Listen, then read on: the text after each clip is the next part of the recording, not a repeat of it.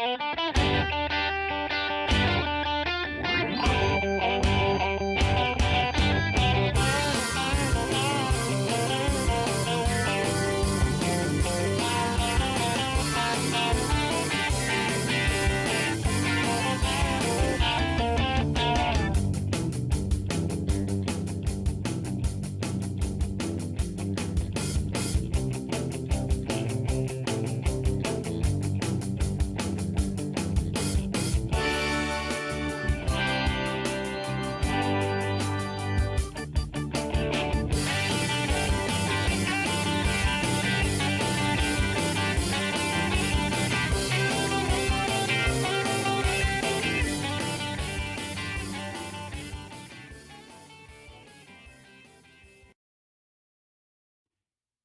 morning, everybody. You are tuned to Computers 2K now on the Nissan Communications Network.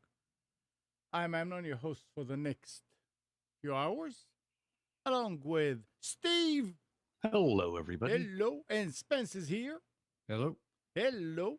And Jorvik is here. Hello, everybody. Good morning. Oh, I should have left it over here. Okay. Our number is 919-518-9773. Computers 2K voice on Skype. And today's show is made possible by Telestream Wirecast software and our returning sponsor, Tom Sinclair of Live Streaming Gear. And it may be that we're going to start using vMix here. Ooh. Maybe. It's a challenge, but we'll see. And this morning, oh boy. Morning, Nick. Hey. So I mean, technical stuff. Again,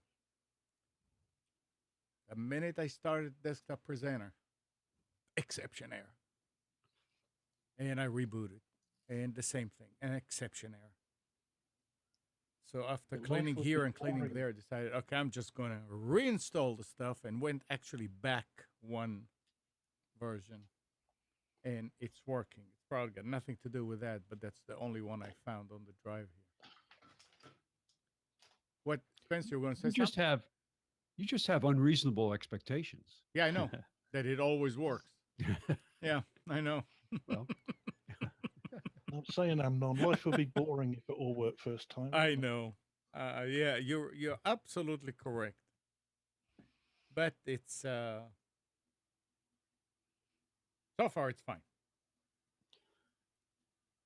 And glad to see a bunch of people in the chat. Although it's mainly us.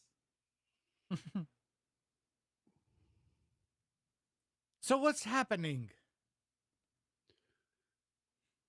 Let's hear some. Well, I'm just looking at sort of the tech news. There's quite a lot been happening today. Huawei P10 has a smartphone now with a smart selfie function for those that like to take selfie pictures. A smart selfie function. That sounds almost rude. It automatically switches between sort of portrait and landscape. You know, when you try to do that sort of thing, I should imagine that would be a bit of a pain if it did it when you didn't want it to do it. Also, Google's going to have its equivalent of Siri and Cortana. It's going to have an assistant, a voice assistant. Google Assistant, is it? Yeah, Google Assistant. And the other thing is this new LG G6 phone with split screens. It can actually have a different app in one screen, so and another one in another. So you've got two apps running on the screen. Again, whether that will be a thing that takes off, I don't know, but LG's doing that. That's some new things. I had a issue with a customer who purchased a new Google I guess he bought the Pixel. I'm not really sure which was whether it was the Pixel or not, but he bought a Google phone, and he is a longtime user of Microsoft Mail. He's still using his Hotmail uh, email address, but he's obviously Outlook Mail now, having migrated through all the different steps, some with pain. But what he wanted to do was to synchronize his calendar, or at least be able to view his Outlook calendar on his Google phone. And Microsoft wants nothing to do with helping people do that. Nothing. They have no support for it. Anything that was out there was either from Google or from third parties. And apparently there was a sync offered by Google for a while, which is no longer available. But I found an excellent program called Nine, which is an email program that you can download. I believe it's available in the iOS space also, but for Android, and you can select what you want to synchronize, whether it's mail, contacts, calendar, so on. Excellent program. Use the free. I think there's a pay for version and add some features, but all we wanted to do was just be able to view, actually synchronize his calendar between his Google phone and his Outlook account, and it worked right out of the box. Just I configured it. I just clicked calendar. All I had to do was put in his Microsoft Outlook credentials, and it worked. Because it works in reverse, doesn't it? It will work the other way around. Yes, it worked in both directions, and we tested it. I wanted to see, okay, let's put something on your Outlook calendar, see how fast it shows up on your phone. And then we did the opposite. We added one to his Google Calendar on his phone and saw how fast it went back, and it was a matter of minutes in both directions. So Because Microsoft Outlook's always been able to look at Google Calendar. That's always been the case. But you're right, you couldn't do it the other way. I synchronize between my iPhone and my Google account for one of my email addresses, just the one I use for business. And so that works fine. I have been falling behind. I have my iPhone SIM contacts, unfortunately, are left over from my Microsoft Exchange account from when I was in the corporate world. So I have a lot of old addresses in there. And I've never really synchronized it with Google properly. I think I did it once, and then I'm way behind. I need to come up with a streamlined way of doing that. And there are some things I can do. I just haven't sat down to spend the time doing it yet. But sometimes it's inconvenient when I go to a PC and try to send an email from my Google account and have an address I know is on my phone, but doesn't show up there. So. Yeah, it's best to have it all in one place, isn't it? Yeah, it's just a matter of I know there are things that'll do it. It's not like it can't be done. I just haven't done it yet. But I was very happy to see this solution from Nine. So if you're looking for something like that, even just looking for a different email client for that environment, it's a great product. So he's happy with it. Yeah. Oh well, he didn't have it wasn't like he was expecting to do all these. He just, all I want to be able to do is look at my calendar on my phone from my Outlook account. He doesn't really want to even make appointments from the phone. He just wants to be able to view it. So, and it worked very well. Nothing complicated. I mean, when I read about this, it was like, oh, this is going to be really hard. And the only thing out there that worked was some program that came from a developer in India, and you had to pay for it. And I was like, no. And I just stumbled across Nine and downloaded, and boom, went. So it was good. Life is good. Very, very good.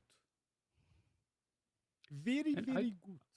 I noticed something the last week or so, that all of a sudden now I am okay with the Windows 10 native start menu. For a long time, I've been using Classic Shell, and I still have it on some machines. But I've actually gotten to the point with the latest latest update, whatever the one they called it, the annual. What was the latest major update for Windows 10? Anniversary? The anniversary, yeah, whatever it was. Since then, I've been using it on a couple of machines and don't even have Classic Shell anymore, and I'm actually liking it. So I didn't expect that to happen. Habit, Yeah, I mean, I'm just and it's fine. one of those things. It still has its little quirks, but Yeah. I think you just put up with them. The thing I don't like about it is that you can't rename something that's on the start screen. You know, like as a tile, you can't rename it to what you want. It's only what the program's called. So you've got to rename the program in File Explorer, which is a bit of a nuisance. I like to be able to rename things what I like to call them. I think I'm trying to remember what I did. I think you might be able to create a shortcut somewhere and then rename the shortcut. Yeah, that's one way of doing it. Yeah. To make But it just to be able to right click and say rename would be much simpler. But you know, we've got to jump through 2 hoops instead of 1 now. It's interesting how it's still, even with the latest version of Windows 10, it still in some cases takes you back to the old style graphics and menus. Mm. And I just think it's strange. Well, everything that's not advanced will not take you back to old style. But if you well, you know, I think that's a benefit. Oh, I do too. If they totally turned off that stuff, people would have their pitch. Not like people don't anyway, because they have nothing better to do. But if in doubt, you have to be pissed off for no reason. So they'd find something else. But I like the ability to be able to still go into like the drive manager and administration tools and stuff like that. With they could have completely dumbed down the operating system, and that would have sucked. Yeah, if in doubt, right click the start button and you can go to control panel the old-fashioned way. Yeah, there's definitely. I mean, you can still get to everything that was in there, but I do, like, for example, on my laptop where I don't do a whole lot of power stuff, I do think it is. I do like the Windows 10 Start menu, or not. I'm sorry, not Start menu. Settings menu. It does mostly anything I need to do, which would be reconnecting to a Wi-Fi hotspot or lowering the screen brightness or stuff like that. It's just a case of finding where they've actually moved something from where you're used to it to where it's categorized and moved to now. You just got to find it. That's the interesting thing is I think everything I've seen so far is in both spots. Like you can still configure a network from the network and sharing center, or you can go into settings network and then configure one in there too. Sometimes I don't like the oversimplification. It seems like you're assuming that people don't know or are not sophisticated enough to really drill down into some of this stuff. So that's some of that I don't like. But I know where it is now, and I know how to find the more advanced settings, so it's not a big deal. It's very hold your handy, isn't it? Yeah. So, isn't that the generation of computer users that we're at? I mean, yeah, I think so. If you've only ever used an iPhone and an iPad, and you jump on I don't know what the hell you're doing. Nick, when you started with Windows 10, pretty low. I'm low. You sound weird. Sound like you're very far away. Oh, okay. From over here. Interesting. Is it different? Tap on the mic. Something sounds off with it. It's bouncing. And I'm hitting sure. grid over here. You sound like nasally or hollow. I don't know what happened. I don't know. You got what Mike had, what Jorvik had last week. You caught my virus. My microphone caught your microphone's virus. Yeah. But Nick, when you start, or is it just me? What? It sounds a bit hollow. Yeah. It does sound a bit tinny almost. I'm not crazy. Okay. Does it have a I'm sorry, go ahead. code? Coded dodos. I have. Everything is. Well, don't worry about it now. Okay. I'm just So letting when you you know. started with Windows 10, did you install anything like Classic Shell? No, there's no reason to. Well, no. Back then, when you started, remember, I said when you started. There was no reason to.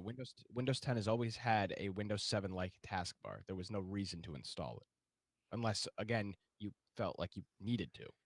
I think the reason a lot of people did or complained was because finding that was obscure. Finding It was, what it was there, but if you didn't know where to look, it was frustrating. Yeah. for what? What are you talking about? Well, just if for a person who came right from Windows 7 to Windows 10 and was looking for the same look and feel, it wasn't there. Of course, I mean but again, that's the problem with Windows users is they update an operating system and then I want it to be exactly the same as Windows 7. Well, then stay on Windows 7. But I mean, compared to Windows 8, where it was almost non-existent, the Windows 10 taskbar is as close to 7 as they're probably ever going to get. No, I think now now that they've refined it and made it even nicer, it's fine. Yeah, It's just it was the people who were involuntarily upgraded, who woke up one morning to find their machine was Windows 10, that were like, what? I'm those trying to think, what do people like? Again, we're talking about regular consumers, not advanced users. What are they No. doing in the start menu anyway? What were they doing? Yeah, besides just like scrolling down the list and clicking on a program, like they weren't taking advantage of any of the. I Well, can't do you even remember I don't even remember. the first version of Windows 10? You couldn't figure out how to shut it down. That was hidden. You had to go up, slide off to the right to open that side menu, and That people was like, Windows 8, where it was in the top right hand corner. I think it was in the first version of 10 also. Yeah, it was. Yeah, it was 10 was, and Came 8. in on 10, you had to go to the Windows Start menu and find it in the bottom left-hand corner. Or swipe in from the right if you were lucky enough to have a touch sensitive screen. Are we talking about the chime menu? Because I don't think that was in 10. That was an 8 feature. The thing in the upper right hand corner where you would hover your mouse was part of the chime menu, I think. No, this was actually the restart sleep power. I can't remember. I don't. Yeah. I don't remember. On the older Windows, it was at the bottom. There of the was start there menu, all the there must software have stuff. been a good reason for installing a program that will make the computer usable by you. It doesn't well, matter. again, It doesn't matter why. If you felt like in order to be productive, you're going to have something else on top because you were frustrated, then it doesn't matter what am I doing in the start menu, what am I not doing in the start menu. The point was that it was important enough and people went to that length to install it, then there must have been a good reason. I think in Whether or most not cases, today you look at it a different way. I mean, today if I get on a Windows 10, I know I need to right click on it. I mean, if I click, and there's still like two things. If you click on it, it comes up with something that's to me almost unusable, other than shutting down and seeing some things. But It's the not right being click familiar was the problem. The what? Yeah, exactly. That was the problem. Not Not being that- familiar was the problem. It was like so different compared to what everyone was used to, Yeah, seeing everything yeah. in folders and named on the side. Yeah, and again, and that doesn't make it bad. That just makes it different. no, and- we're not saying it's bad. No, We're saying exactly. it was Yeah, and different. it was annoyances that people. Yeah.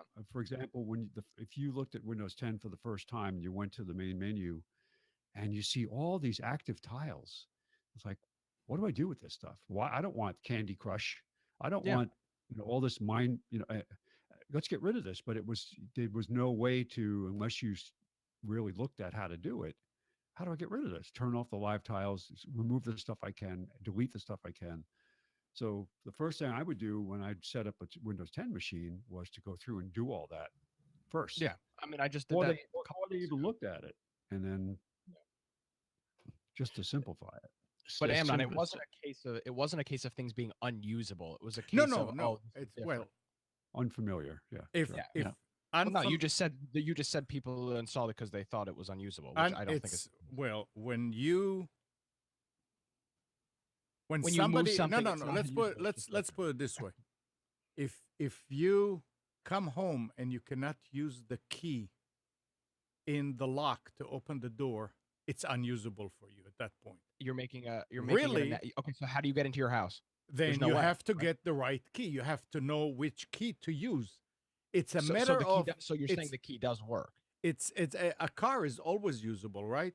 But it's not usable for somebody who is used to drive a kid's car because it's completely different. So it's the Your analogy, I don't unusable. think your analogy matches up. The- Here. You're making an analogy on something that would be No, literally impossible to use. the That un- it I was have, just, I have a good analogy for that. Oh no! Here, for the no. car Let me give him. situation. Let me You let me go- give him a good analogy. Wait, and a Mac to me is unusable.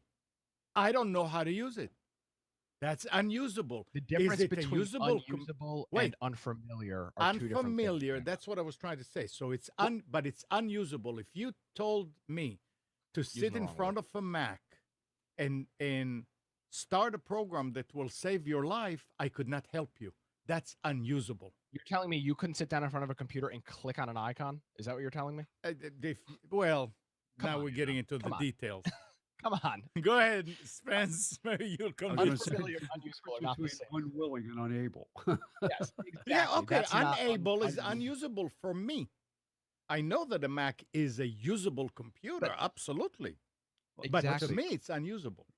Let's be kind and think of there are definitely different categories of people when it comes to familiarity and walking. I enjoy walking up to something I don't know and figuring out how to get it to work.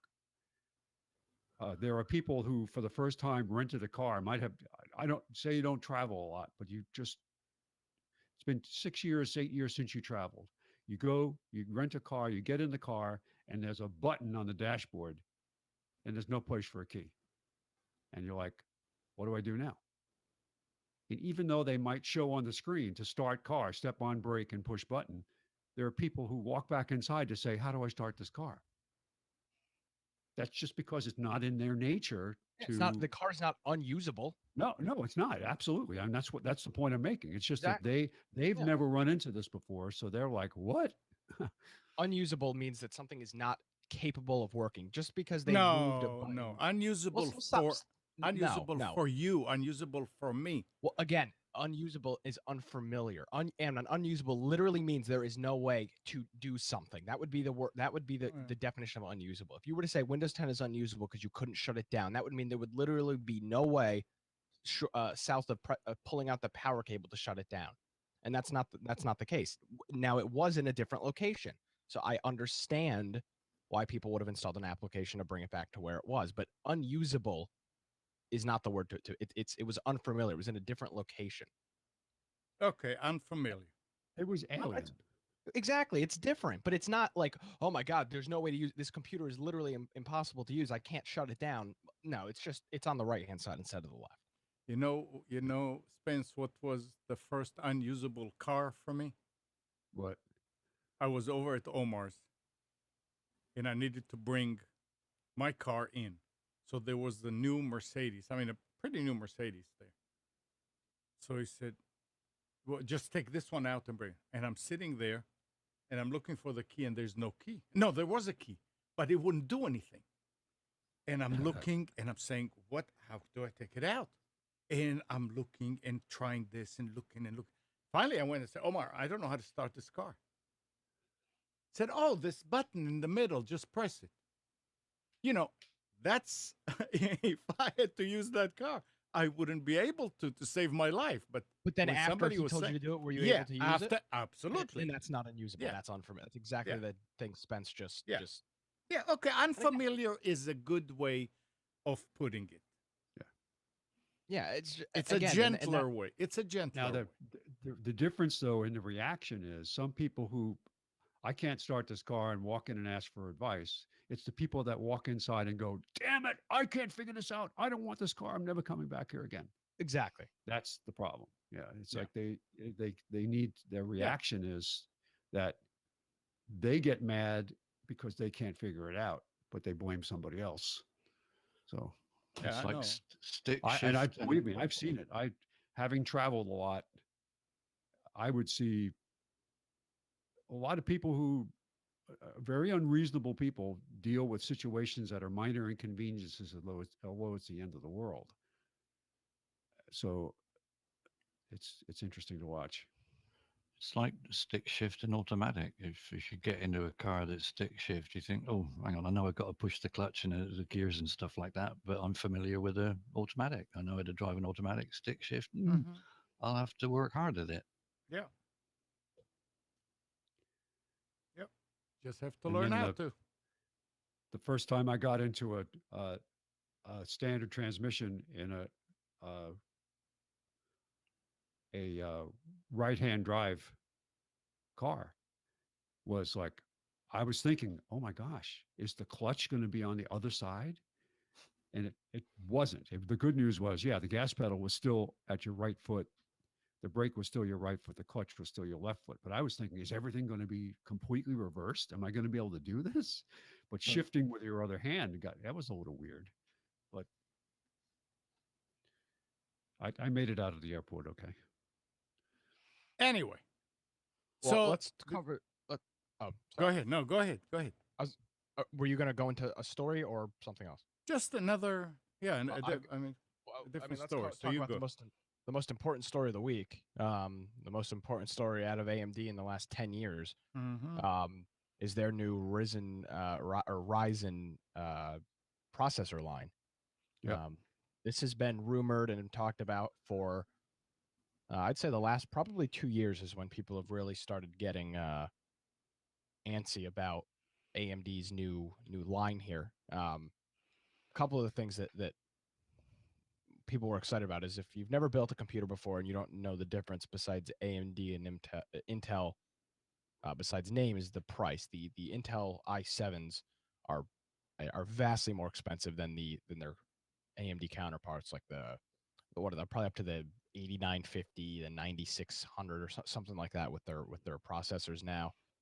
But the performance is much better, and it has taken AMD a while, but they now have finally released a chip in which they believe will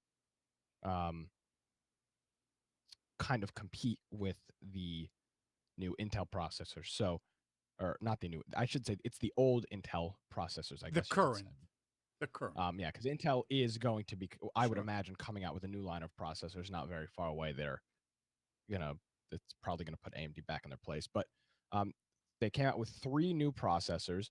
The first one is the Ryzen 7 1700. That's a 3.0 gigahertz processor with a boost up to 3.7, and that thing is on sale for $329. How many cores? Now that's an 8 core. Okay. And that is comparable to the i7 7700K, which runs at 4.2 gigahertz with a boost clock to 4.4. But it's a 4-core, 8-thread processor. And I lost my let's see, the price difference chart. I lost my price chart. But that was their main one that they were competing with, and then there's a couple of other ones as well. It's the Ryzen R7 1700X, and I think the names are really bad for this thing. It's just too many numbers. I think the reason that the Intel line, I mean, the i3, the i5, the i7, but now you have the Ryzen 7 1700X. It's the name, I think, is not ideal. But does that really matter? I guess not if people are able to buy the computer. I'm trying to get my price chart up here. Steve and I were talking about it earlier, Nick. It's the 1800X as well. They're about twice as much. And I'm trying almost twice as much. It's ridiculous. I'm trying to get the exact pricing chart, and for the life of me, I cannot find it. I found the Ryzen prices, but I can't find the comparative. Yeah, prices. there was a good chart. Or there was an article I had this week that had a side-by-side comparison. Guys, do you remember? I saw on the 1800X? The 1800X was in pounds at 1,060. Well, The AMD was 469. So Savage Pagan puts in there $500. I don't know what's that for. Yeah, well, that's the thing is I'm trying to find the chart to actually compare them. But do you guys remember back when was it in the I guess late 80s and 90s when the competition between AMD and Intel, like every couple of months Intel will come up with a newer one, and then a couple of was months intense later back then. AMD, and then Intel, and then AMD, and it was always it was like a race that the cars were always taking over the other one, and then this one, and then this one, and it was good for the customers. It was great. Yeah. But it Prices was were low. it was tweaks. It was Yeah. not necessarily platform. Yeah, it was. But back then, Yeah. that's all we had.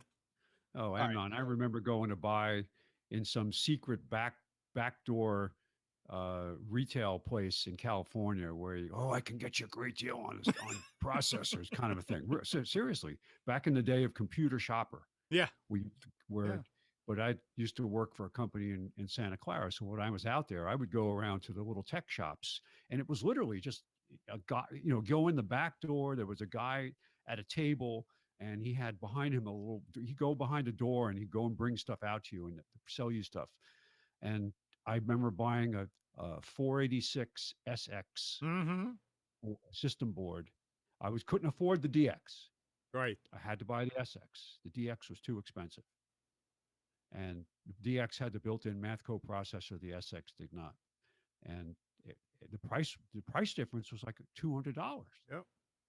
all right. But I bought the board, and that was like, oh, this is incredible. I can actually put like I forget how much memory was on it, but it was I think I paid $450 for the system board and So- processor. So Nick, you found it? Yes, I found the thing chart I was like first. So let me start this again. So the Ryzen 1700 is priced at $329, and that is compared to the Intel chip that is $350. So that the baseline chip is kind of the worst in terms of price difference. This is where you see the prices start going up, but I do have issues with the way AMD lines this up. And then they have the Ryzen 1700X. That's at $399, and that's comparable to a $425 Intel chip. And then the big one, which is the R7 1800X, and this is their big. This is the fastest and the most performance chip that they released in this batch, and that's $499. And they compare this to a similarly configured 8-core, 16-thread, the i7 6900K, which is $1,000. Now, there is some issues with the way that they're doing this performance test, because the i7 69 the 6900K has a much faster clock rate than the 1800X. So it's interesting to look at this and see how they're comparing these chips based on price and based on cores. When that's not necessarily the best case scenario. Now the chips are much cheaper, but the performance in some tasks may be better than performance in the others. But I don't think the argument is valid for them to be making a case that you can get the i7 6900K has the exact same performance as our $500 chip and it's half the price. It's easy to cherry pick the statistic that makes you look better, isn't it? Exactly, and I think that's what we're running into, and that's why it's a little concerning to me. And I'm no. They always did that. They always had No, their they way of always have testing, done, yeah. and the I other. get that. I get yeah. that, but it's it's just something to be careful when you think, oh well, why would I buy this Intel $1,000 processor? Which, by the way, nobody is buying for home use. Nobody is buying this, and that's where the issue kind of comes in. Is nobody is buying the 6900K to use at their house, because it's based on its clock speed, it's not the best processor to be buying at your house if you play video games or stuff like that. You would want a faster base clock computer. And then comparing that to theirs, which is intended for home use, I don't think is necessarily the best But argument to be making. But that's why they're benchmarking, because that puts them on an even playing field then to compare them. Well, when they come out and they'll actually have lots of different sites and things reviewing them and testing them with various configurations, then we'll know more accurately what it's going to be like. Yeah. And again, it all depends on the task. I mean, that's just as important as oh great, it does this thing much quicker than the Intels. Well, if nobody's doing that, Yeah. what's the there? I would like to see how it. I mean, I think the people that are buying these fast processors, for the most part, are people that play video games. I mean, other than that, there's really no reason to have Well, an there's i7 7700. there's a big market for those, and that's the CAD market, Yeah, engineers and things. But again, that's a graphics thing. Yeah, right, exactly. So, That's who. It's you the can say- gamers and the engineers that use CAD that drive that faster and faster and faster. So it's yet to be seen how it handles those important tasks that people Do daily, do daily. the more mundane ones. Yeah. Yeah, true. I mean, there's no reason to have a race car to go to the grocery store, obviously. Yeah. Damn, but I can watch that giraffe have that baby really fast. 919-518-9773, Computers 2K Voice on Skype. So that's good. And then they are also rolling out they're also rolling out more chips, I think Q3 of this year, that are also part of this same line.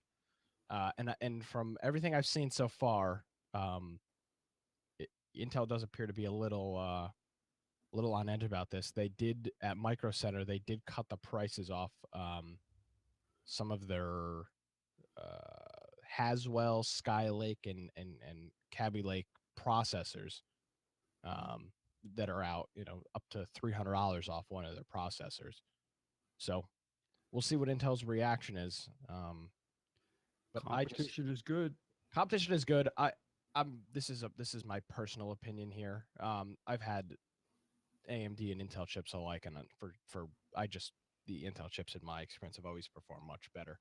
But again, I've never used this chipset, so I can't speak to that. But I definitely think there is a kind of a stigma that they're going to have to overcome with this, because those Intel chips or those old AMD chips, the FX line, were so hot, and the performance just wasn't good on them compared to similarly spec i7s, or i5s. So we'll see what happens. Yeah, I noticed that my process, I've got an FX kind of mid-grade. I can't remember the model number, but I've been very happy with the performance compared to what I had before. It's all relative, right? Yeah. But I'm more concerned with when I look at temperatures. Let's see, what's my chip, CPU? But it seems like AMD has remedied their Yeah, well, they're in the game again. Yeah, but the game, it depends on the game. So from some perspectives, they're doing well. My GeForce 9500 card, my graphics card, is running a little hot, but my FX is not. It's doing pretty good. I blew through 3 motherboards with that AMD chip because of heat, temperature, busting capacitors. Yeah, because I just couldn't keep it cool. Well, I went with a pretty, like a kind of a mid-grade fan, which was good. And I've got 4 fans in the case, so I got a lot of air moving through it. Yeah, I had a closed loop liquid cooling setup, and it just it wouldn't keep the processor cool.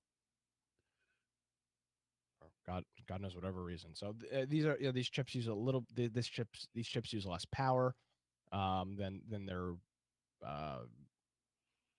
cousins over at Intel, and we'll see. Again, I don't know. AMD is gonna have to try really hard to win those customers back that had poor experiences with their FX processor lines, which in my opinion were not good processors at all. Well, not to mention their financial condition too. That doesn't. Yeah. So- for people who pay attention to that. So We'll see. This might be a good way to build a cheap home server or a kind of a secondary backup computer. For significantly less money than an Intel one. well, to Intel's credit too, the fact that they've refreshed the Pentium line to be the 3000 series is quad core now, and so you see that showing up in a lot of entry level machines, and that's great because you could get an entry level machine. I'm trying to remember now. The A6 I think was the first true quad core, and that was showing up in entry level machines. The i3 is not. Is that a true 4-core? Or is that a 2-core with a four threads? The desktop ones I believe are 4 cores. Some of Yeah. them, The mobile ones are 2. Yeah. yeah, like all the MacBooks, those are all. Well, even the mobile i7s are 2. Yeah. Yeah. I'm not sure. I think my mobile i7 is a 4 core, but I'm not sure. Yeah, there's both out there. I know helping a customer recently buy a couple of Lenovo Carbon Ultrabooks. Turns out that they were very fast, but they were i7 dual 4-thread. See what mine is. And it was have- a space and cooling issue. It wasn't. Well, and the other thing you got to look at is power. Is 4 cores necessary on a laptop where power is important? So actually, mine is a 2 core as well. So a 4 core with hyper threading, and the performance is all right on that. It's nothing great. Okay. Can we go to the next discussion? I mean, let's talk about donuts. Hmm. I'll be right back. I was going to say, if somebody would just please bring me a donut, that would be nice. Did you all hear that Twitter is locking up accounts that swear at famous people? Twitter's not. I'm Twitter's saying- finances are so bad now that who knows how much longer they're going to be around. I don't know. I Something say happens. too little, too late, but it's interesting that they're doing it. It's about time that especially after that election that we had, that somebody should put the stop on this. It's ridiculous to go. I mean, you get any tweet and you read a few below it, and there's always somebody who would start swearing and really get mad at and call names and come on, get a life. Steve Jorvik, I mean, on your side, let's say when Brexit passed, there was a big chunk of people that didn't want it to pass, right? Yeah, Yeah. nearly a 50-50 split, actually. Yeah. So did you have the same situation that we're having in this country here No, online with people As just time goes on, the Remainers are shifting to back Brexit. no, There's no, still but a never. hardcore I'm not. That's. Remainer, but- I'm saying when it passed, did Oh, you oh. have this type of barrage of pissed Yeah. off people to the point that they are really? I mean, if they sat today and looked at what they put online, a lot of them would say, "Wow, did I say that?" No, Did- we didn't see- get all those sort of street level demonstrations like you've got. We didn't have that. There were friends that fell out over it, but Yeah. because initially, but most of it seems to have died down now. There's nowhere near the demonstrations you've been having. It wasn't such a big furore as it was in America. Yeah, I mean it's really a phenomenon. I mean the online social media give people a way to, lack of a better word, to really insult the other side without any consequences. Mm. None. So it's if something is if you're passionate about something and it's that important to you, and you get yourself into such a point where you're wound up that much, step away from the computer. Yeah, well, that's easier said than done in many cases, I guess. Yeah. Yeah. Yeah. Some people need to think before they they press buttons. Absolutely, they do. Absolutely. So you mentioned, Steve, you said something about robot tax. Yes, robot tax. Now, after reading more, just to bring people up to date, here's the story. It's how would you deal with the likelihood that robots and automation would likely lead to many people losing their jobs? For Microsoft's co-founder Bill Gates, the answer is straightforward: tax the robots. In an interview with Quartz, Gates argues that taxing worker robots would offset job losses by funding training for positions where humans are still needed, such as child and senior care, and it would even slow automation to a more manageable rate if necessary. I was looking at it from a completely different point of view. To me it makes sense to tax the robots for the purpose of having government have money for their services. If you have a city or a locality that had 4 or 5 factories, each factory employs 1,000 people, 500 people. Those people are taxed, and the local government can give out welfare, healthcare, all that kind of stuff that they do, right? No, but I mean, and together with that same thing is to tax people that drive electric cars, because they don't pay the road tax anymore. And in the States, you pay per gallon. When you buy a gallon of gas or diesel, a good chunk of it is taxes to keep the roads going. So these things have to be taxed in order for the system as we know it and that we're used to be able to function. And to tax the robots just like it's a person, or to tax the company at that point. I don't know how robots will do their tax returns. It makes sense from a money point of view for the local and federal programs. What do you think?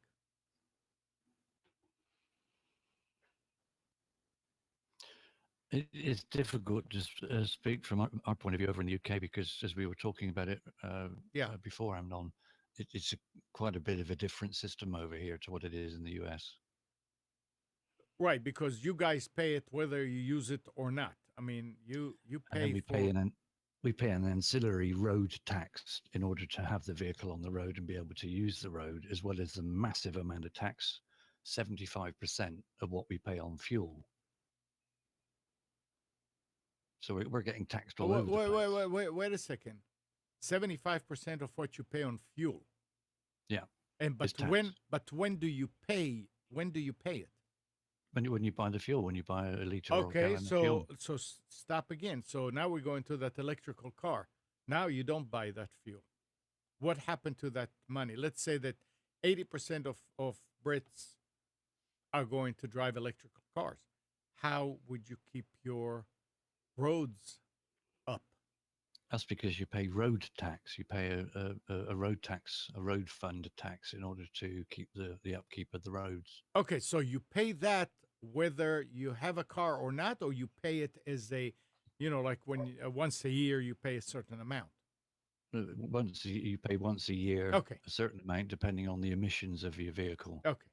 Yeah, but the budget for road maintenance is from the councils. It's taken from council budgets, local councils, so it doesn't come directly from road tax. It's all part of the council budget. So if you have a vehicle that has low emissions or considered no emissions, like electric would be, which is not really true, but you wouldn't pay the tax. No, No. there's no road tax at all on. There's quite a few zero. There's even zero rated petrol engine vehicles if the emissions are below a certain rating. So it's a redistribution of wealth, essentially. In what way? A form of that, where you're taking money from one group and giving it to somebody else, because that person doesn't have to pay the tax and yet gets to use the road, so they get excused. But what they don't take into account is you're burning coal or some other thing to create the electricity to make his car work. Well, that's the whole point with this thing is Yeah. it's where's this electricity I'm on is going to come from somewhere. Right. So Yeah. I mean, Yeah, but you're right there, Spence, because they are readjusting the tax values on polluting vehicles. Tax is going up dramatically. So it's basically, if you've got a polluting vehicle, you'll pay a lot of tax. If you've got a non-polluting vehicle, Yeah, you don't but pay any tax. your It's vic- solely by that. But Jorvik, I don't think this is in order to, I mean, this is a way to discourage people from having these and to upgrade their vehicles, because I don't think a polluting Vauxhall is putting any more stress on the roads, on the pavement, on the base and all that than a truck. Oh no, it is solely pollution at the moment. There is a bee in the bonnet of certainly London. London's getting wrapped on the knuckles for the quality of its air. It's got to do something, and it's mandated to do something by law. Yeah. So they've So got to take sometimes draconian measures, and the first measure they're going to do, Taxes.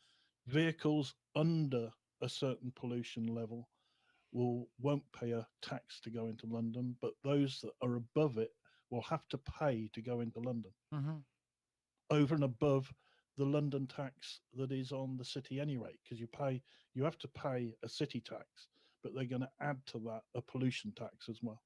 They tried to do something similar in New York City, but it was shot down in the courts because it said it wasn't fair. You were penalizing a certain group of people over others. So what do? They come up with a tax that taxes everybody. So it's So everybody suffers for. Yeah, but over here it's I mean you pay the road tax pays for infrastructure. And it's part not of it's not it's part of the registration of the vehicle. that's a little bit of that too. It's from different sources, but a big chunk of it comes from gas. Yeah, but that goes into a different fund. Yeah.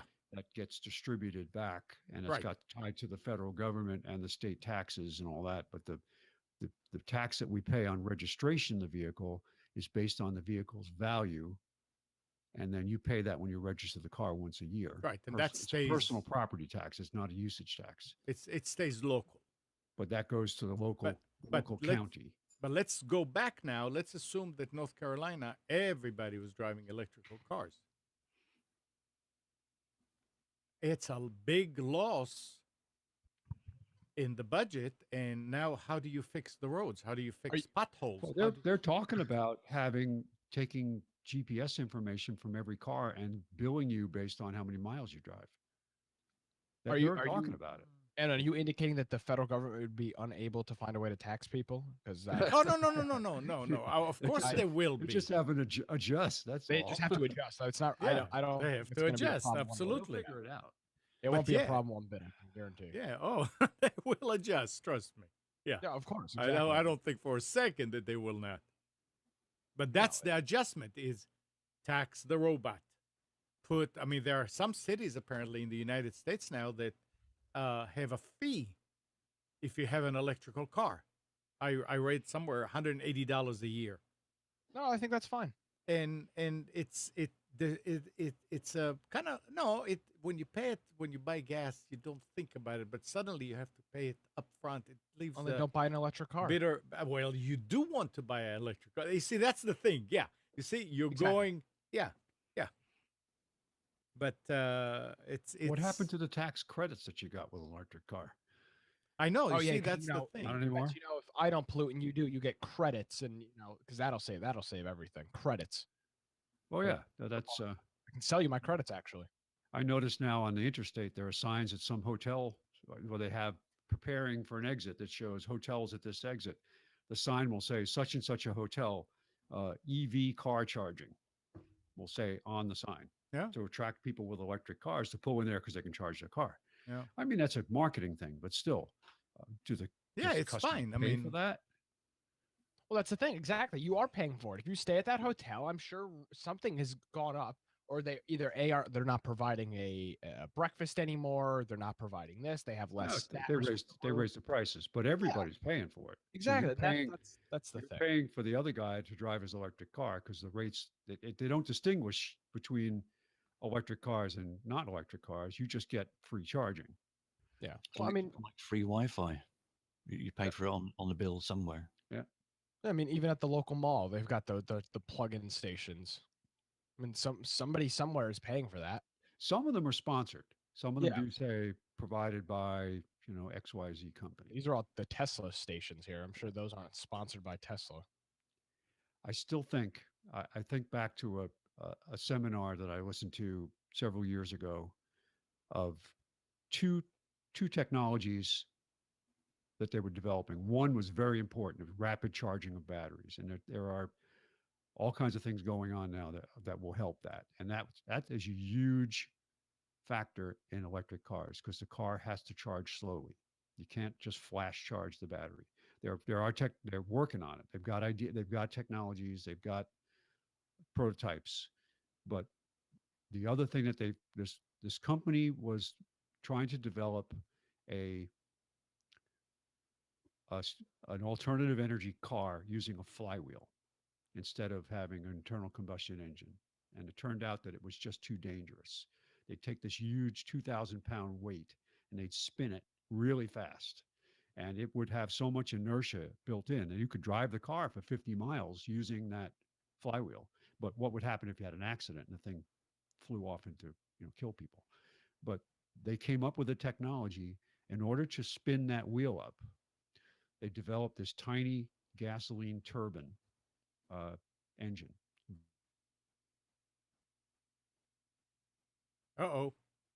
Do flash charging, flash spinning of that engine. It was a great idea, but it was too dangerous. So this other company came along and said, well, we like that idea and we will couple that with fast charging batteries. And they started to build special power plants for oil rigs they have to be very small, they have to be very reliable, and they use these small gas turbines to do power for remote areas. But the point was that they said if you could take fast charging batteries, remember the electric cars, Amnon, that had a generator trailer in the beginning? Yeah. They had the car and they had batteries in a trailer with a little generator that was constantly running, a small generator that would keep the batteries charged. It was before they came up with hybrid technology. But the idea here is that if you can flash charge those batteries, you can run this little turbine. It would take 30 seconds. Zip. It would have enormous amount of power for 30 seconds. Use a little bit of gas, and you would solve the problem because you would have onboard charging. And it's batteries are what's lagging, preventing that from happening. Or the other technology that they're working on is instant charge capacitors. That can be, you can get a whole bank of capacitors and just basically discharge them one at a time in sequence and use that power. There's a term for it. I forget what it is, but that's another very promising technology that's not there yet. Yeah, there's a bunch of technologies that are coming about charging batteries and battery life and all that. So we'll have to wait and see. Spence, you want to do the specials? Sure. We have a second just to get there. Gotta get there. Gotta get there. Let me open it in a new window. And there it is. Today is February 26th. Holy cow. Yep. All right. Let me make it bigger so I can see it here. All right. So you're gonna put that up on the screen? It is. Okay, good. Because you don't want to look at me looking at the screen because I'm gonna look funny. Y'all look funny. Okay, Computers 2K Now specials for February 26, 2017. Starting with our friends over at Staples, who I am continue to be uh, pleased to send people there to buy things because they have at least the two local stores that I deal with. They have great staff, and I compliment them because they go out of their way to try to help you in the store. The times I've gone in or the times I've sent people there to buy a computer or whatever, it always seems to be a good experience. I'm sure there are things that happen that aren't good, but I just happen to like them in general. Okay, they've got Logitech H800 wireless headset for PCs and tablets. Normally $99 on sale for $69, $30 off. Dell 24-inch IPS monitor with LED backlight. 99 bucks. This is half price. This is $100 off the regular price. This is a deal. Acer 27-inch monitor. Normally $199.99 on sale for $149, so it's 50 off. Lenovo 15-inch, 15 point. It's obscured. I can't tell. Usually 15.3, right? 15.3-inch Intel Core i5 laptop. $210 off the regular price for $489.99. Lenovo desktop PC with Core i5 for $389.99. That's 80 bucks off the regular price. This is for you, Amnon. You have your 10-pack of 8 gig USB flash drives for $39.99, $10 off the regular price. So what's that come to? That's like $5 for 8 gig flash drives. Pack of 10, handy. Yep. But it would be a little confusing if they're all the same color. I just bought a pack of 5 USB 3 8 gig ones for £23. Yeah, I love the prices. Now these are two USB 2.0, but not meant for high speed transfer. But gosh, for storing stuff that you just want to throw, I have a plastic bucket in my office with just 1 gig flash drives. I had gotten a bunch of them, sales promotion stuff I was given that I never gave out. I gave them out at every opportunity. They'd sent me a giant bag of these things. And I used them. Finally, there was no place to give them out anymore. Gave them away to family, but I still use them. I have literally a bucket of them. And I make little labels so I know what the heck's on them. But Netgear AC 1600 Wi-Fi router modem for $139.99. It's 10 off. And this is capable of over 300 meg. I think it's an 8 channel, not a 16 channel, but good price for a AC 1600 Wi-Fi standard. Handy little device. Don't talk about these much. The Sony digital voice recorder.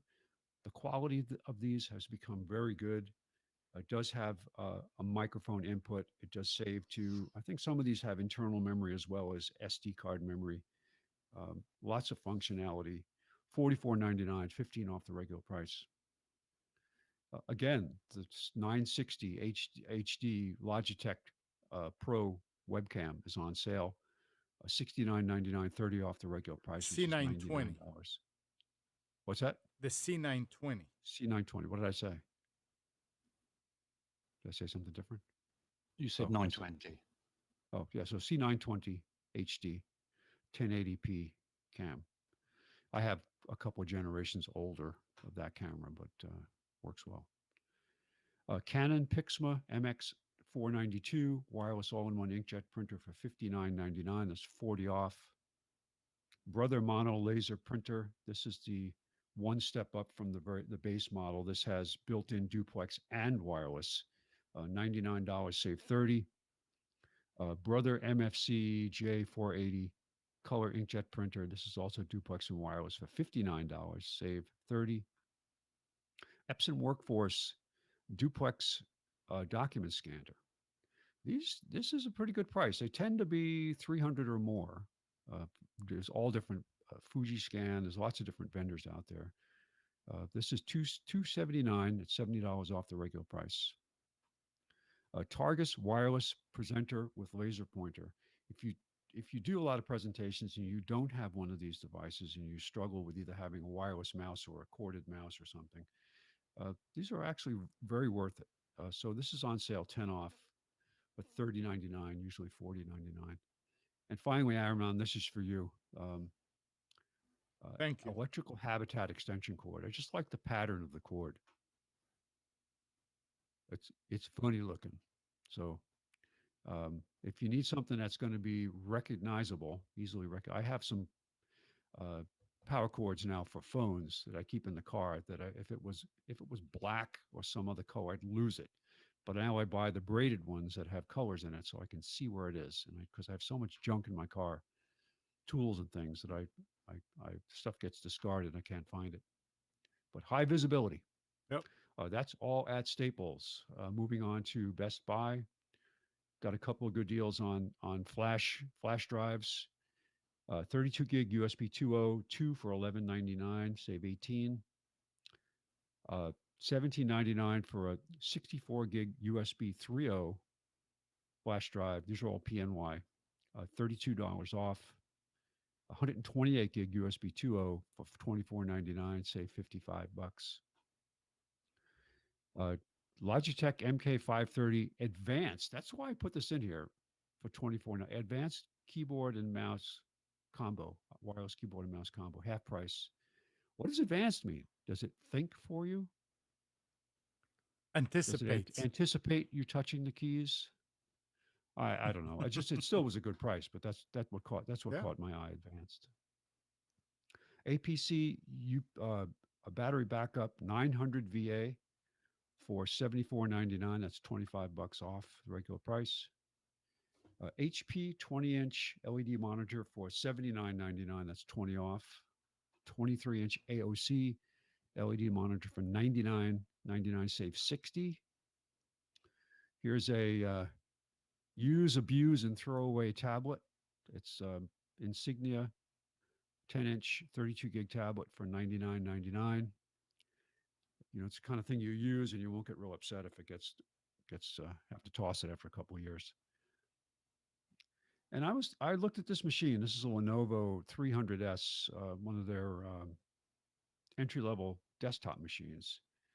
And I have a laptop that's still working fine. It's an older dual-core Dell that I'm thinking, this thing's going to die someday. I never take it out of the cradle unless I'm working on it.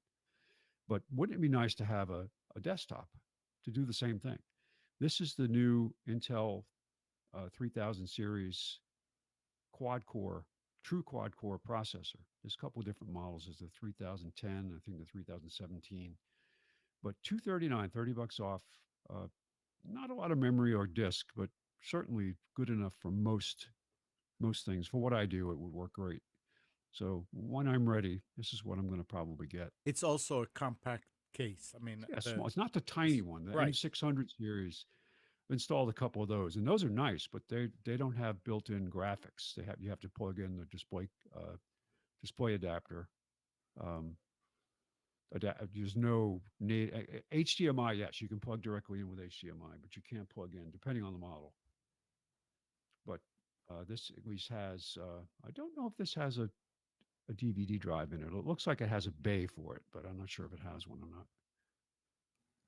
not. Lenovo Intel Core i3 desktop, a laptop computer with 6 gig of memory, 1 terabyte hard drive for $279.99. Say 50 bucks. HP AMD A8 desktop for $329.99, save 70. And the Lenovo touchscreen all-in-one Intel Core i5. Now, this is expensive. And the reason I put this up here is not because it was a great deal. It is $150 off. But I just read an article this week about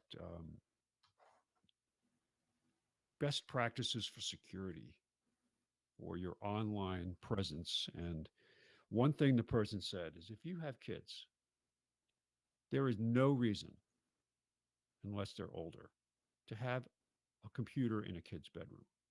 do not give them a computer where they can close the door, That was because they always the talked about exposures of to all kinds of online threats. Yep.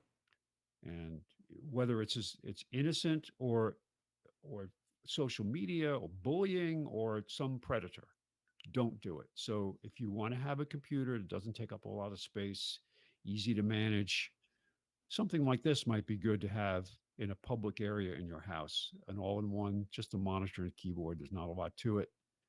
Um, and they can do their homework there, and just consider it. This is expending a lot. This is a quite a powerful machine.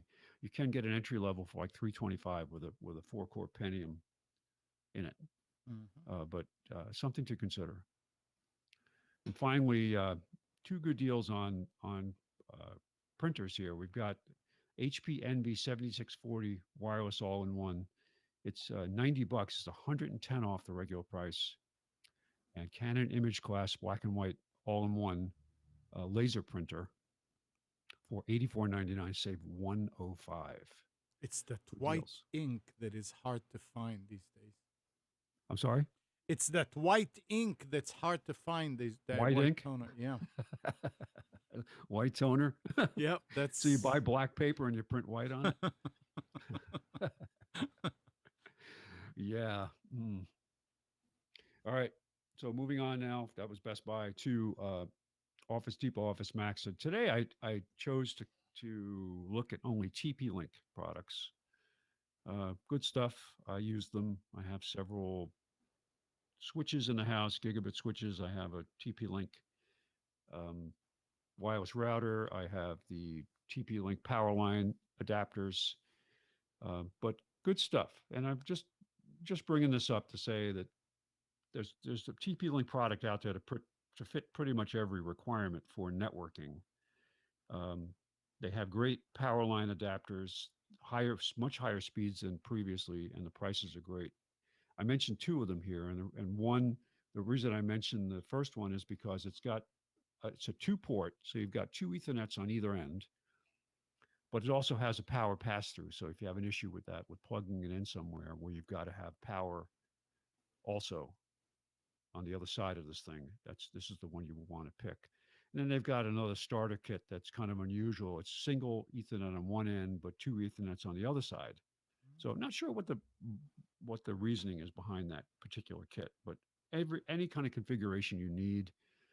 They also have some that have USB sharing built in.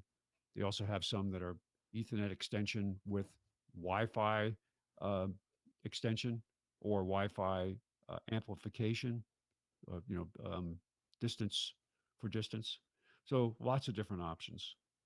TP-Link USB 3.0. So the first one is $54.99, and the second one is $44.99. And I believe you could probably get them cheaper for single port. TP-Link USB 3.0 gigabit Ethernet adapter, $24.99. TP-Link, and I thought of you, Amnon, with this. TP-Link 5-port load balancing broadband router, 3 configurable LAN WAN ports. Now, this is designed for a company where you've got to have connectivity. And so you can have multiple providers come in and all of them be active at the same time. And all of them be load sharing, which is pretty clever. So I'll you've be got, damn. yeah. So Jorvik, load sharing's been around for a long time, but not for this price. Jorvik, so this is like that Draytech, but it's got 3. It's got 3 ports. Yep. Okay. So interesting, but the price point is what caught my eye. $150. Yeah. And then you can get into the more secure ones. The next one down is a multi-WAN load balancer router, 3 configurable LAN ports, hardware DMZ port, also supports VPNs. So whatever kind of environment you're looking for, if you want to have a secure link between 2 locations over the internet, you could use a device like this, which would build a virtual private network between the 2 sites and keep traffic separate. Mm-hmm. So what's really attractive is just the price points are so good to do this stuff. What used to cost thousands with enterprise level routers and switches can now be done Yep. on the cheap.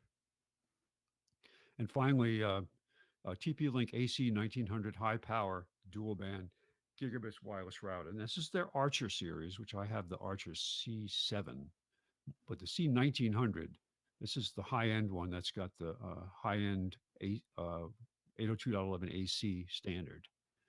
But a great price, $149.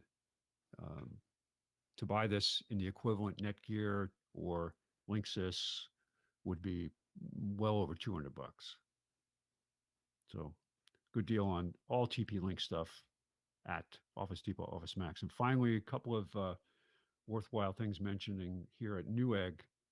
They've got a Asus Intel Core i3 micro form factor computer. Now, this does not come with memory or with hard disk or OS, but for $169, it's got a Core i3.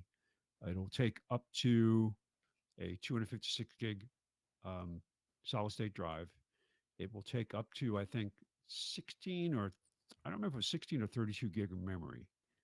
Actually, 16 gig of memory. It takes DDR3 1600 memory. But build a small machine. This would be the kind of machine you would build to have in a entertainment system or. It looks almost like those Mac Minis. It does. It's very similar. Yep.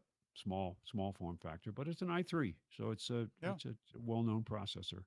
But as a starting point, now you could probably buy a system board, an i3 well, I don't know if you even could do that. Could you buy a case, a system board, and an i3 processor and a power supply for $169? Not if it wasn't on sale with rebates. No. Yeah. Right. So this is pretty good, but you're locked into this form factor. So, but for some special requirements, this would do the trick. Mm-hmm. Plus, you could take into account the running costs of it are very low because it's not using a traditional power supply. It's using a little brick. That's true. It's probably got a power brick. Save you quite a lot. Yep. Yeah, that's the one I've got, Steve. I've got that very model. Oh, It's okay. brilliant. Absolutely fantastic. Yeah, cool. What do you use it for? It's just for carrying around in the bedroom or in, it's so small. It's just got an HDMI. You need a telly that's got an HDMI input. It's got a RJ45, which is pretty good, although it's wireless as well, and a USB. So you'd need a USB device, keyboard or something like that. But I use a remote Microsoft keyboard, which runs it perfectly. But it's a clever little machine. I upgraded it actually. Mine was a 32 gigabit version, but I transferred the operation onto a 128 drive and upgraded it and put more memory in. It's lightning fast. It's unbelievable the speed it fires up on. Very clever little machine. I see it's available in Intel i5 as well. Yeah. Now the Celeron, I clicked on the Celeron offering and it was out of stock, and I think the i5 was considerably more. So the 169 is a Celeron. The Celeron wasn't available at least not at Newegg. It didn't say what the price was; just said not available. That's an i3. That's right. Never mind. Yeah, the i3, but that's $110 off the regular price, so it's a decent sale. Yeah. Now this is what caught my eye. I was looking at these barcode scanners, and it said Bluetooth #1, and supports Android, iOS, Mac OS, iPad, iPhone, Android. And I'm thinking, yeah, there are a lot of small businesses that run apps that work on iPad, for example. And if you're looking for an inexpensive barcode reader, whether it's for inventory, for sales, you need to buy based on your software. Obviously, you got to have something that's supported. But the prices are out there. This is very highly rated compared to some of the other cheaper ones out there. But this is the fact that it does have Bluetooth support for those devices would make it very handy. It's $30 off the regular price for $69.99. And finally, this was a good deal. This is Vantech, which has been out. It's a pretty good brand. It's been out there. It's good, highly rated. It's just a simple case for 2.5-inch drives, USB 3.0. And what I liked about it was you look at the picture at the bottom. It's not just the case. The case is almost incidental. It's got the USB adapter, which you can just use as an adapter. You don't have to use the case. It's not like you have to put it into the caddy to use it. It's like a separate adapter that you happen to have a case that will work around it. So for $9.99, it's normally just $18. So it's not an expensive device, but a handy little thing to have. If you work with machines where you go in and you say you wanted to, you've got to transfer somebody's information from an old laptop to a new one, and you want to, the way to do it is to obviously take the old drive out and put it into a caddy and then copy the stuff over. It makes it easier. It's a good thing to throw into your kit. So $9.99.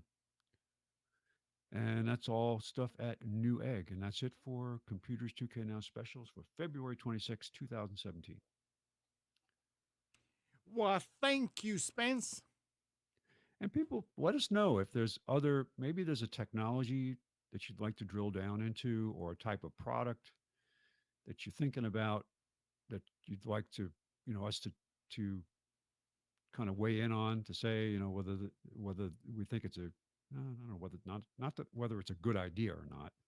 That's not the point. The point is that, is it the best way to do what you're trying to do? Are there alternatives, cheaper, better, faster, that are out there? Because there's a lot of crap out there. Good crap. Yeah. Mm. Lots of expensive crap too. Yes. Being marketed as, hey, get this today. And then you find out that there's a way to do it simpler, faster, cheaper. And they just are trying to unload their older technology. All right. Nobody would do that, would they? No, of course not. No. All right, listen to this now. Charles Henderson sold his car several years ago, but he still knows exactly where it is and can control it from his phone. The car is really smart, but it's not smart enough to know who its owner is. So it's not smart enough to know it's been resold. He said that there is nothing on the dashboard that tells you the following people have access to the car. This isn't an isolated problem. He tested 4 major auto manufacturers and found they all have apps that allow previous owners to access them from a mobile device. At the RSA Security Conference in San Francisco on Friday, Henderson explained how people can still retain control of connected cars even after they resell them. He explains how they can retain control. Does he explain how to get rid of that, for the new owner to get rid of that? No. So if you're buying a car that has remote access with a phone, with an app or whatever, it could be a problem. It's not funny. So what technology are they using? I have no to idea. connect it? I don't know. I mean, It's the cars that have built-in Wi-Fi. The cars that have a SIM card, basically. Well, it may not even be that. Certain cars, like I know the GMs, they're registered with whatever the GM service is, and then it just allows you to monitor your car. Oh, you mean The one that lets you remote start it from your phone. That whole service. It's yeah. not What was not it called? What was the not on- original? not OnStar. Oh, it's an extension of OnStar. Yeah, but it's that service that allows you to, it's not full. I don't think it's full internet, but it allows you to monitor the car, see its location, Yeah. start it, lock the doors. It's that service, but I guess there's no. I would imagine you pair it to an account, right? You have like a My GM account or something like that, and you pair it to that. You sell the car, and it can you're still connected to it, I guess. I mean, Yeah, that's the problem. but there's no way around this. There should be a way that that service will go in and say, okay, yeah, you're the new owner. But how? How do you I if you don't tell the I don't service you're know. the new I owner? mean, That's I'm sure there is a way to do it, but is there a You have to be way to conscious of it. actually accomplish it right now? I don't know. Apparently yeah, not. you would probably have to go in and have it deactivated. But if you don't think about that and you buy the Right, car, then right. it's too late. You Right. probably have to pay a fee to the to GM to actually change the ownership details. Yeah, that's possible. Yeah. So Amazon reduced the free shipping minimum rate to $35 Ain't that interesting? very quietly without telling anybody. They did what? They reduced, if you buy $35 or more, apparently you get free shipping. Oh. It was Well, $49. I want a rebate because I have Prime. I Used to know. be that probably like a year ago. Nah, 2 years ago maybe. But they did that.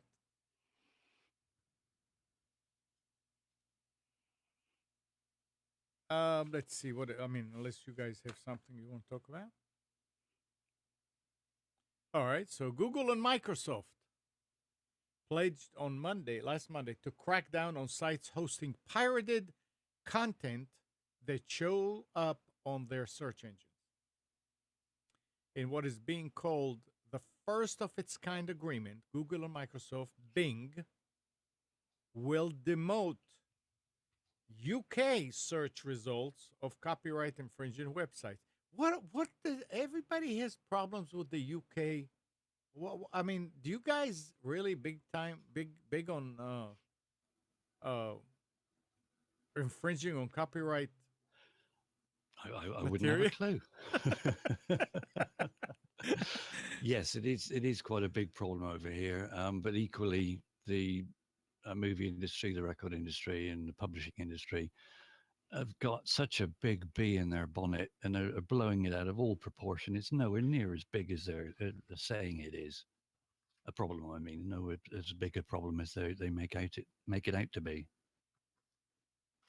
I mean, it seems to me like all it'll do is it'll open the door for a new search engine to come about.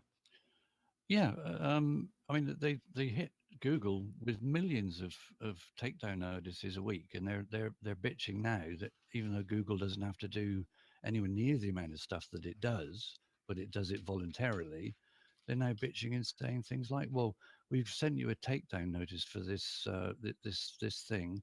They're going after the website to say, "Well, somebody else has uploaded exactly the same thing. Mm-hmm. You need to stop allowing them to upload it," and it's not part of their criteria.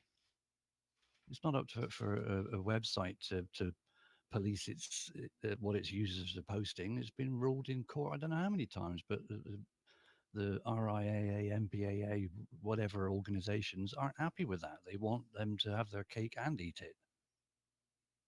Ludicrous. In fact, on that topic, there's one I just noticed. A federal judge says providing web hosting isn't even close to the same thing as contributory infringement, which is what the industries are saying should be.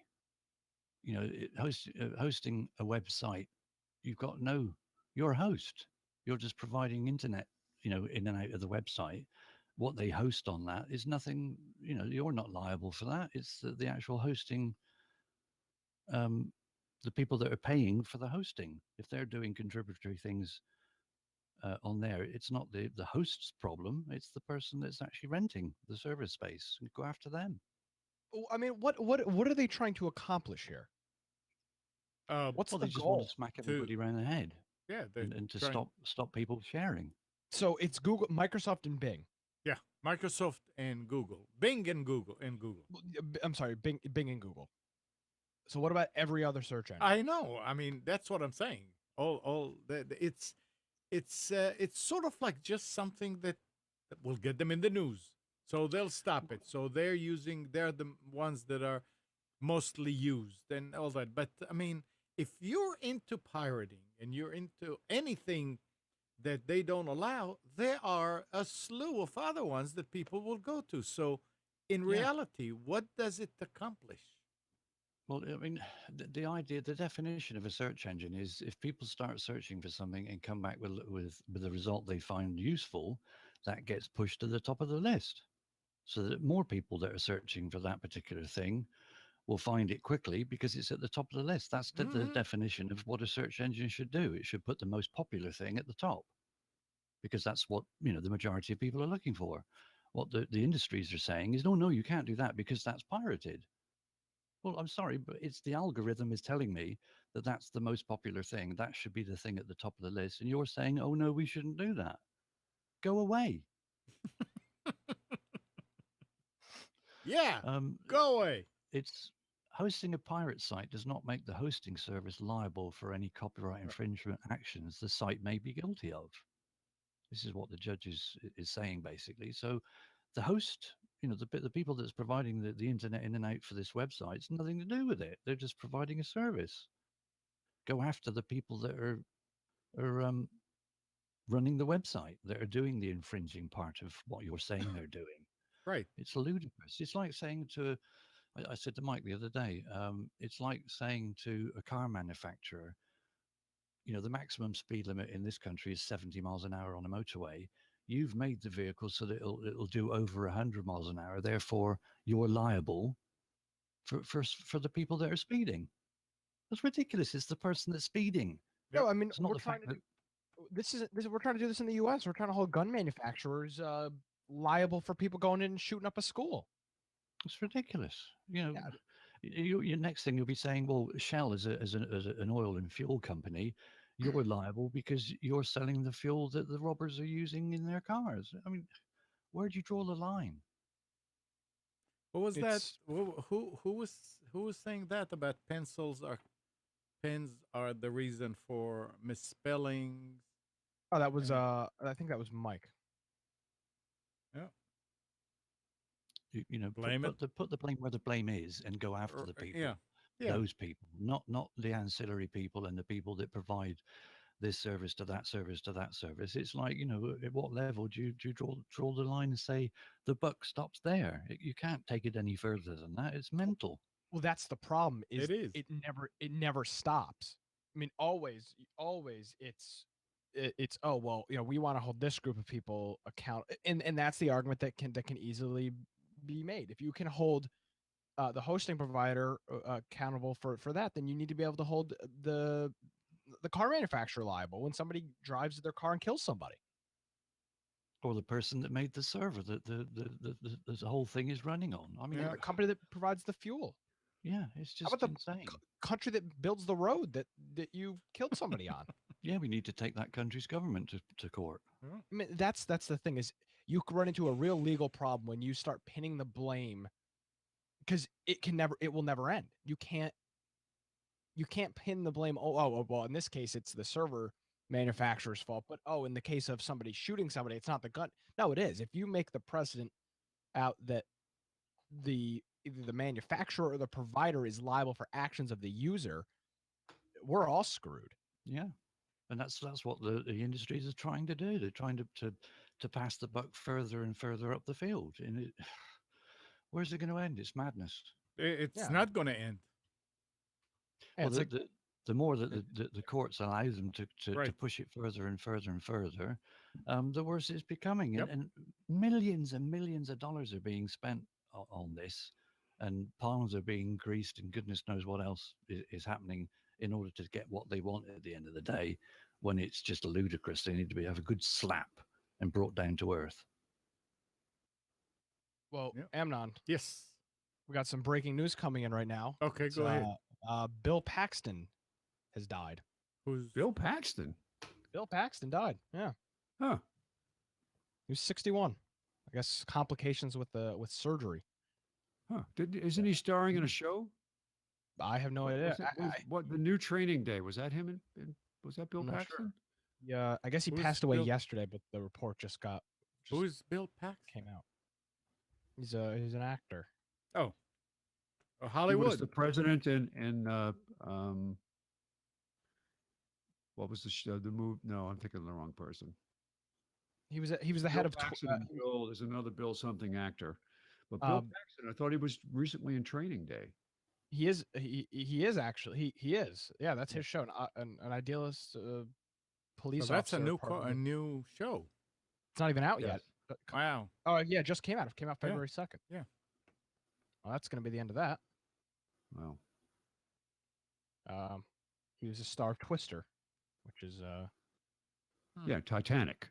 that sucks. Oh, he was in Apollo 13 too. Yep. Let's see. Yeah, if I that, can- that sucks. I got something from over here in the UK.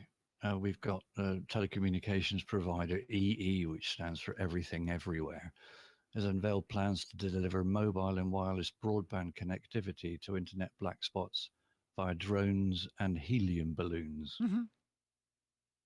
The company noted that its AirMast solution, which is what it's going to be called, will be able to bolster 4G data service in rural locations at major events or in areas where natural disasters, such as flooding, have damaged traditional infrastructure. So that customers would be able to request a balloon with a mobile signal to hover over a certain area, providing them with an on-demand data service. Yeah, I can see that'll take off. Well, it will. It's helium. BB guns are going to become popular again. Mm. Mm. Wow. Mm-hmm. All right. Here's another. Actually, one. I've got something real quick. Okay. Yeah. I have an update to my iPhone story. Oh, cool, man. yes. So last Sunday after the show, if you didn't hear my iPhone dilemma, I'd recommend listening to last week's show for full explanation. But long story short, had battery issues about 3 months ago, had the battery replaced. Battery issues came back about a month and a half later. So with that being said, I went back to Apple for the second time Sunday afternoon, and I now have a brand new iPhone 6 Plus. Ooh. So they And he did not Agreed. pay for it. no, I didn't pay for it. Which was shocking because I'm a year and a half out of warranty. But the Apple representative at my local store helped me out and was able to get me a new phone. So Very good. Okay. Congratulations. yeah, so persistence, and I didn't even have to put on a sob story. Yeah, he was That going was to go the- cry. He was going to That was throw a stage 2, temper was it? tantrum. That was that was stage like 4 or 5, Steve. I mean, I'm not gonna, I'm not just gonna cry, but you know, I didn't even have to get past stage 1. It was a very nice experience. Good. You got it. All right. So if you pull out your phone to check Twitter while waiting for the light to change, or read emails while brushing your teeth, you might be what the American Psychological Association call a constant checker. And chances are it's hurting your mental health. Oh no. Last week, the APA released a study finding that, and Stephen Jorvik, you guys are safe. Americans were experiencing the first statistically significant stress increase in the survey's 10-year history. In January, 57% of respondents of all political stripes said the U.S. political climate was a very or somewhat significant source of stress, up from 52% who said the same thing on August. On Thursday, the APA released the second part of its findings. Stress in America, coping with change, examining the role technology and social media play in American stress levels. The highest stress level, it could be noted, are reserved for those who constantly check their work email on days off. The average stress level is 6.0. Those of you who think it's somehow pleasant to work from home on a Saturday afternoon, you're actually fooling yourself, they say. So and it is a problem. I mean, there's no doubt that it's a problem. Um, I don't do it at all, right? I don't check, but I'm looking Work back from and I'm home every saying, day. well, I'm in front of it, yeah. But then I'm thinking, you know, I haven't been really away because of technology in 20 years. Yeah, but what you choose not to go So away. You no, could. I know, but I mean, still, you think about it and you say, "Wow, yeah." No, I am mean, I I stressed deal with- out? No. Oh, he has to. Amnon has to be home because he has to load the coal boiler every few hours. 'Cause that's what's powering his internet. He's got a coal-fired generator. That's right. But I mean, this is a common thing, Amnon. Yeah, I do find the interesting thing checking your phone at the light. I mean, what is that? Is that really like a? That's an indication of something. I guess this is the things that can mean something for everybody I mean, what are you supposed to do? because Just stare everybody forward? knows people like that, or everybody, or people. I do that myself. I mean, know, and to do it every now and then. It's okay. I mean, do you just check your email, or are you waiting until you hear, "Oh, I got a new email"? But, It gave. but that's the thing. Nobody checks their email. This I hate this term. Oh, hey, he's checking his email. Everybody's got push notifications. Nobody Yeah, sits in their right. inbox to check their email. correct. They get a pop up. I mean, I nobody don't. I have all notifications turned off. except really. for You don't get them. text and phone calls. Okay, well, I think you're in the minority with that one for sure. Well, I use, But I use a check my separate. email 6 or 8 times a day. I So pick if up you my check phone your all the time. email 6 or 8 times a day, why not just have those notifications on for certain Because accounts? I'm working with people and I'm working in environments where I don't want the distraction. Gotcha. Okay. Yeah, makes sense. That's why I have usually I'll silence my phone if I'm working in a customer's house. Usually silence my phone. Interesting. Steve or Yorick, you guys say something? Yeah, I was going to say I Nope. use a Gmail notifier. I don't have push notifications on. I only check my email a few times a day. That's all. I couldn't tell you the last time I checked my email. Right. It's same. Yeah. You know, to just check it for the sake of checking. No. No.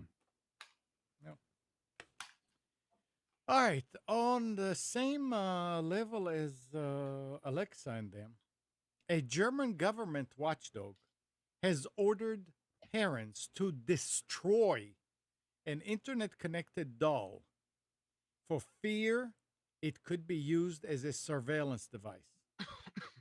According to a Really? report from BBC News, the German Federal Network Agency said the doll, which contains a microphone and speaker, was equivalent to a concealed transmitting device and therefore prohibited under German telecom law.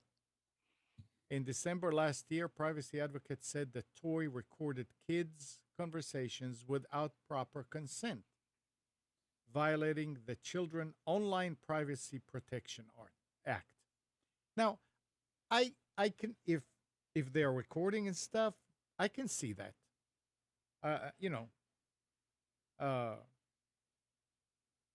But isn't that what everything is going to be, or everything is becoming that you are talking to a device which goes over the internet to give you answers?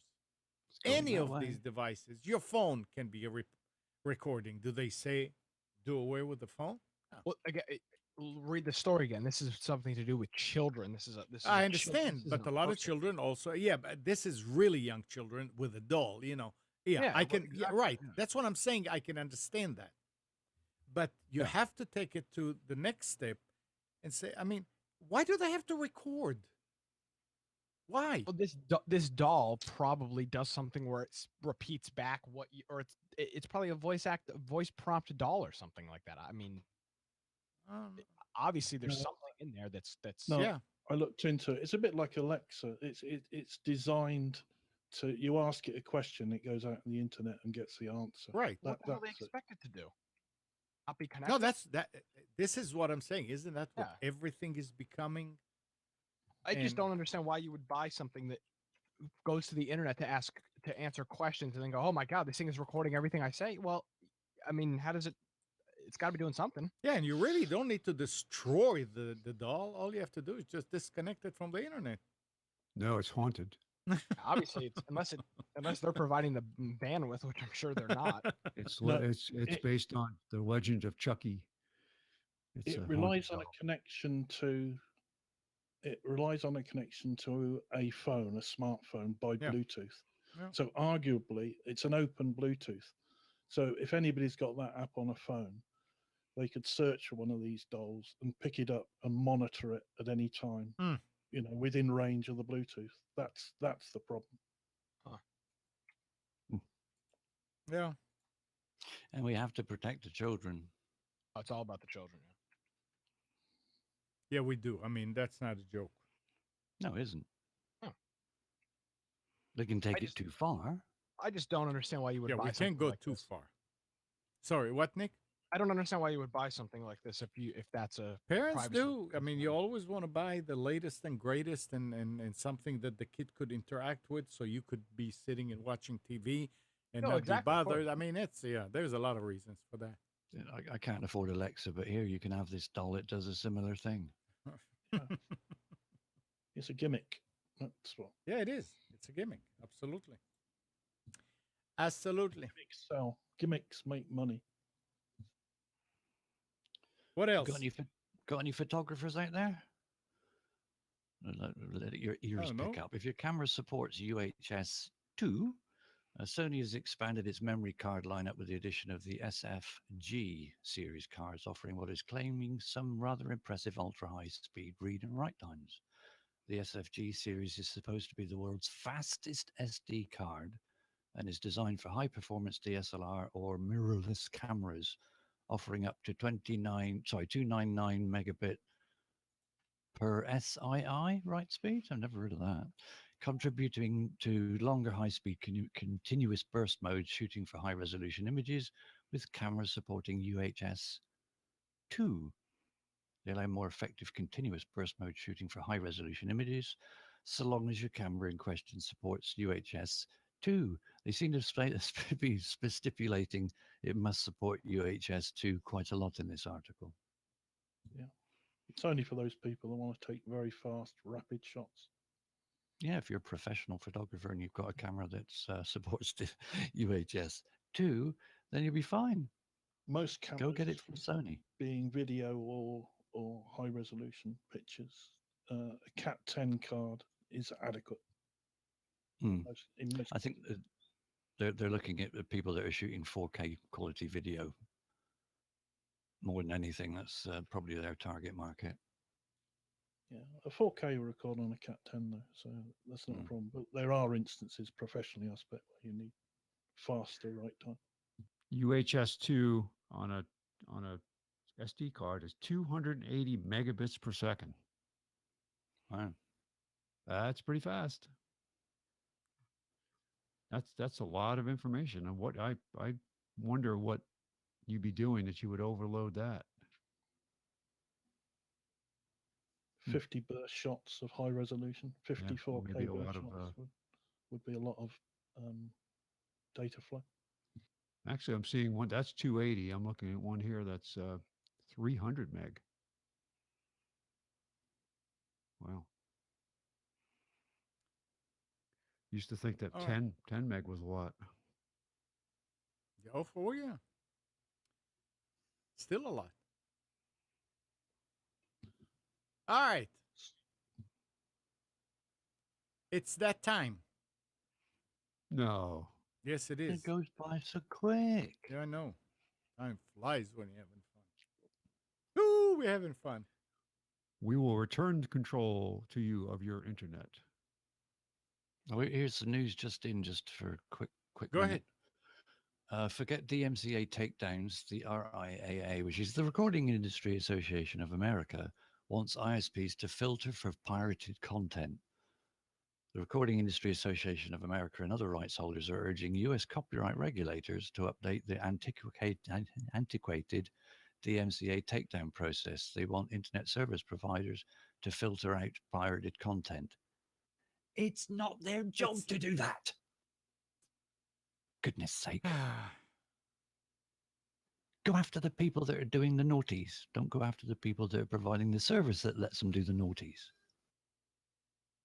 Yep. Yeah. Oh, wow. I didn't realize that. The Digital Millennium Copyright Act is 19 years old. Get a new one. Time for a new God, one. blimey, that's that. I didn't realize. I thought maybe 15, but 19-year-old. Wow.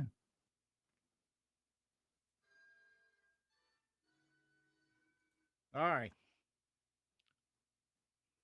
All right, Well, I want to thanks, play something. Give me a second just to set this up, but because I don't have a direct way to do it. Hold on. Uh-oh.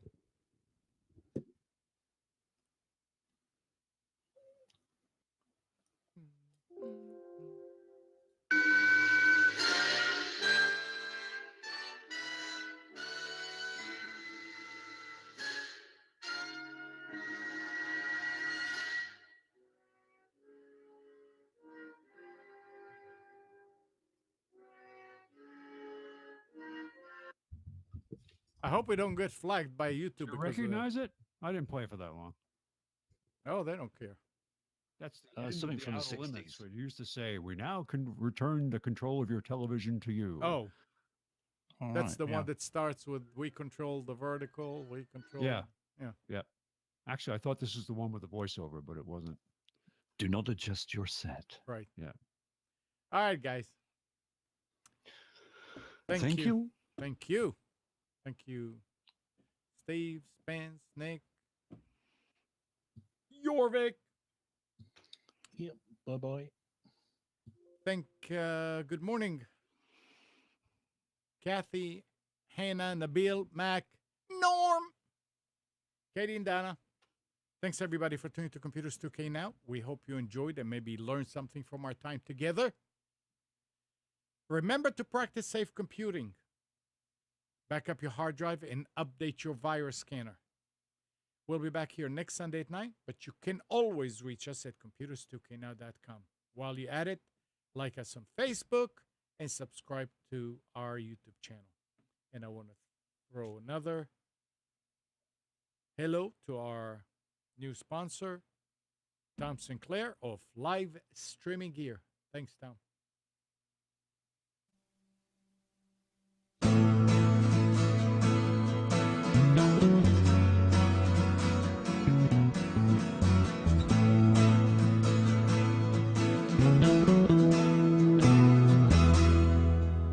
You are tuned to the Nissan Communications Network. If you tuned in too late, you can always watch each program in its entirety or download an MP3 audio file of it in the archives section on nissancommunications.com. Don't forget to subscribe to our YouTube channel, follow us on Twitter, and like us on Facebook. Sponsored by Atomos.com, makers of quality video recorders and converters, CarolinaApparel.com, and DeltaForce.net.